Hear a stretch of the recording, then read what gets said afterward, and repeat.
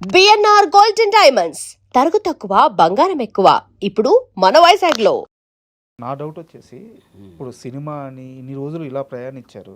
So జీవితంలో పెద్దగా సంపాదించింది కూడా ఏమీ లేదు. మీరు ఇందాక ఒక మాట అన్నారు, నేను ఎంతుంటే నా భార్య అంత హైట్ ఉన్నా ఏ రోజు నాకు అభ్యంతరం చెప్పలేదు, నన్ను అంత ప్రేమగా చూసుకుంది అని ఒక మాట చెప్పారు. సో మీ జీవితంలో ఆమె పాత్ర ఏంది? మీ భార్య లేకపోతే మీ పరిస్థితి ఏంటి? ఆమె ఎలా మిమ్మల్ని ముందు నడిపించింది? ఆమె పేరు చెప్పి మీ జీవితంలో ఆమె ఎంత కీలకమో చెప్పండి. అది కీలకం ఏంటంటే ముందు మా అత్త గురించి చెప్పాలా. మా అత్త గంగమ్మ అని పేరు, ఆమె కూతురు ఏమి. ఆమె మరి ఏమి చూసి ఇచ్చింది నన్ను? ఆస్తి లేదు, అంతస్తు లేదు. మేనత్త అత్త వరుస అదే అరేంజ్ మ్యారేజే. సో అప్పటికైతే ఆమె ఎవరో కూడా తెలియదు, మనకి తెలియదు. ఆమె చూడటం, ఎక్కడుంటే ఇస్తాను వాడికి.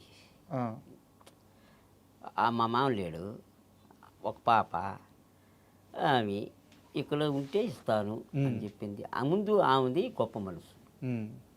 ఆ మనసులో నుంచి వచ్చిన మాటే చాలా గొప్పది. అప్పుడు ఆమెని ఇచ్చి పాపనిచ్చి చేయడం జరిగింది. ఇంకా ఏడో చెప్పాను, నేను ఎక్కడికి పోను, ఏడ పోయినా వంటలోనే. ఇక్కడ ఉంటే అక్కడ పోతే ఉంటే ఇల్లు లేదు, వాగిల్లు లేదు. మీ ఊర్లో లేదు కదా? లేదు కదా, కాబట్టి ఏడైనా ఉందాం, ఇదే చాలు, ఏడకి పోను, నీ కూతురు నీ తల్లి బంగారు కానీ చెప్పి చేసుకొని ఇల్లరికం అల్లుడు అయిపోయారు. ఇల్లరికం అల్లుడు. ఇల్లరికంలో ఉన్న మజా బాగుంది. మజా బాగుంది. బాగా చూసుకుంటారు. నా భార్య అయినా కూడా బాగా చూసుకుంటుంది. కోపాలు ఉంటాయి, కోపాలు అనుకుంటూ ఉండవు, అందరికీ ఉంటాయి. ఎందుకంటే ఆర్థిక పరిస్థితిని బట్టి కోపాలు వస్తాయి. ఏం మాట మాట్లాడారు, కరెక్ట్. ఇంకే మా సుఖ సంతోషాలు ఉంటే కోపాలు ఎందుకు వస్తాయి? ఆర్థిక పరిస్థితి వల్ల ప్రతి ఒక్కరు కోపాలు ఎల్లబూచుకొని అట్లా కొట్టలేక తిట్టలేక ఎల్లబూచుకుని వాళ్ళే బాధపడుతూ, లేదా ఆయుషుల మీద ఆయి పగల కొట్టడం, ఇవన్నీ ఉంటాయి. కానీ ముగ్గురు పిల్లలు ఎట్ట నేను నాటకాలకు వెళ్ళినా ఆమె సమర్థించుకునేది. 10 రూపాయలు అప్పుడు కొన్ని అలవాట్లు ఉన్నాయి మీకు. ఉన్నాయి. ఈ లేదు ఎన్ని కూడా శ్రీరామ చంద్రుల్ని. ఏ అలవాట్లు ఉన్నాయి? అవి ఉన్నాయి. పోగొట్టారు బాగా ప్యాకెట్లు. ప్యాకెట్లు మనం ఏమో ఆస్తులు బాగుపడతాం. ఏదైనా కూలి పనికి పోతే 200 300 వస్తుంది. 100 ఇంట్లో ఇస్తాం, 200 ఆడిపో. అది అవసరమా? ఒక 100 ఎత్తుకొని ఎట్టలేదు ఇంకో దగ్గరికి బార్కి అట్ట, అది అవసరమా? అవసరమా? ఇలా ఈగడ ఆలోచించి ఒకే రోజు అన్నీ మారినా, వేరే దాన్ని మారినా దీన్ని మారినా, అది ఎందుకో నాకు ఉన్నట్టు మార్పు వచ్చేసింది. సమాజంలో చిన్న పేరు వస్తుంది, ఎంతో పేరు సంపద. 4 మండలాలకు నేనంటే రవీంద్ర కుమారు, మా డైరెక్టర్, నాటక డైరెక్టర్ అంటే ఒక పేరు. అంత సంపాదించుకొని ఇట్లా దాంట్లో ఎందుకు చెడ్డ పేరు రావాలి మనకు? అవసరమా ఇదా? అంతే కదా. నేరుగా పోయినా ఆడ ఒక గుడి ఉంది, ఆమె దగ్గర పోయి ఒక దారం కలుసుకుని అంతే. ఏ అమ్మవారు? అలాగా కట్టపుట్టాలమ్మని ఒక గుడి ఉంది. ఎంత ముందు ఆగేవాళ్ళు ఆడకు పోయినా కదా మానేస్తారు అంతే. ఏ ఊర్లో ఇది? మీ ఊర్లో? రేణుగుంట దగ్గర. రేణుగుంట దగ్గర. అబ్బా, పవర్ఫుల్ ఆమె. మళ్ళీ ఆమెని అది చేతిలో పెట్టుకుని మళ్ళీ లేవు, ఉండవు, ఎవరు ఉండరు. సో అక్కడ ఆ దారం కట్టించుకుంటే ఖచ్చితంగా మానేస్తారు. మానాల భయం వల్ల. భయం వల్ల మానాల. అది పెట్టుకుని చేస్తే ఒకటిసారి చూస్తారు, 2సారి 3సారి ఉండేది. మీదంటే అంతేనా? అంటే ఆమె అది పవర్ అట్టది.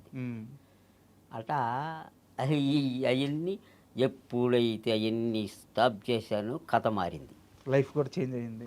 తిరిగింది రౌండ్ తిరిగి అన్నీ వదులుకొని ఆ తర్వాత వచ్చింది. బాగా పికప్ అవుతా వచ్చి ఈ నాటకాలు అవి చేసుకుంటా, ఈ సినిమాలు ఇవి చేసుకుంటా, యూట్యూబ్ చేసుకుంటా, ఈ విధంగా వస్తూ ఉండి నా పెద్ద కొడుకు పెళ్లి చేశా. పెళ్లి చేసి ఆ తల్లిని 1 నెల అయింది, 2వ నెలలో నాకు బాగా ఉంటుంది. అవును, ఇది అడగాలనుకున్నాను. చాలా రోజులు బెడ్ రెస్ట్కి వెళ్ళిపోయారంట. ఈవెన్ డాక్టర్లు కూడా పొట్టి మామ బతకడం కష్టమని చెప్పిన క్షణాలు ఉన్నాయి. సో అసలు ఏం బాగలేకుండా వచ్చింది, ఎలా దిగవరు? అలాగే అదేంటంటే పెళ్ళి అయిపోయింది అబ్బాయికి. ఆ పెళ్ళిలో తిరిగి ఉంటాను కదా, ఏడకి తినకుండా ఏడ తిరిగేసి ఇదంతా ఉండేది. మళ్ళీ ఈ షూటింగ్లకి ఎండల్లో, మంచి ఎండలో, అప్పుడు ఆ ఎండల్లో తిరిగి ఈ పత్రికలు ఎత్తుకుని ఊరు తిరిగి అందరికి బంధువులకి ఇవ్వడానికి ఇన్ని తిరిగి బాగా అలసిపోయినా.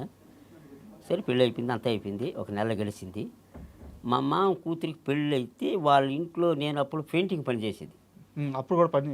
పెయింటింగ్ ఉమ్, సున్నం గోడలకి, పల్లెటూరులో అదే కదా, ఉమ్, సున్నం తీసుకొని కొట్టేది. వాళ్ళు ఇచ్చిన డబ్బులు కొంత అట్ట కొంత ఇట్ట వస్తూ ఉండింది అప్పుడు. అదే మళ్ళీ చాలా రోజులు మానేసి పోయినా. ఆ గ్యాస్ మొక్కలు కొట్టేసింది, కడుపులోకి వెళ్ళిపోయింది. ఉన్నట్టు సాయంత్రం నైట్ 10 గంటలకంతా ఇరోషనాలు అయినాయి. ఉమ్, అక్కడ నుంచి స్టార్ట్ అయిపోయింది. ఆగనే లే. ఉమ్. ఎన్ని రోజులు ఒక వారం దాకా అట్టే ఉంది. హాస్పిటల్లో ఉండిపోయారు? ఆ, ఇంటికాడనే ఎటు వచ్చేది అటు పోయేది, హాస్పిటల్కి ఒక సూరు గుంజుకునేసేది, అటు వచ్చేసేది. ఆ, ఆ మాత్రం ఈ మాత్రం మింగేది. ఇట్లా జరుగుతూ ఉంటే మరీ సీరియస్ అయిపోయింది. సీరియస్ అయిపోయి దేవుడి దగ్గరికి వెళ్ళి అట ఈ దండ వేసారు. దేవుడి దగ్గరికి 15,000 ఉమ్, ఈ దండ వేసి ఇమ్మీడియట్లీగా డాక్టర్ దగ్గర సంప్రదించి, అంటే డాక్టర్ దగ్గరికి పోతే మా వల్ల కాదని అయితే మామూలు కాదన్నారు. అన్నారు. అప్పుడు ప్రైవేట్ హాస్పిటల్ నారాయణాద్రి తిరుపతి ఉమ్, వాళ్ళకి తీసుకెళ్ళి పండేసేసి అంతే. ఆ గుడ్డ తీసేది ఒకటి కనిపించింది నాకు, ఉమ్. మళ్ళీ ఏం కనిపించలే. స్పృహ కూడా లేదు. లేదు ఉమ్, అంతే. ఆ తర్వాత ఎరగాలు ఓలేసినారు, ఉమ్, అటు పెట్టుండారు పైపు, ఉమ్, ఒళ్ళంతా పైపులు ఇచ్చేసినారు. నాకు ఏమీ తెలియదు కదా. తెల్లారి చెప్పొచ్చినారు, ఏమి లేదు, డెత్ ఇచ్చేసినారు, వచ్చేసింది, ఒక అంతే అయిపోయింది అని.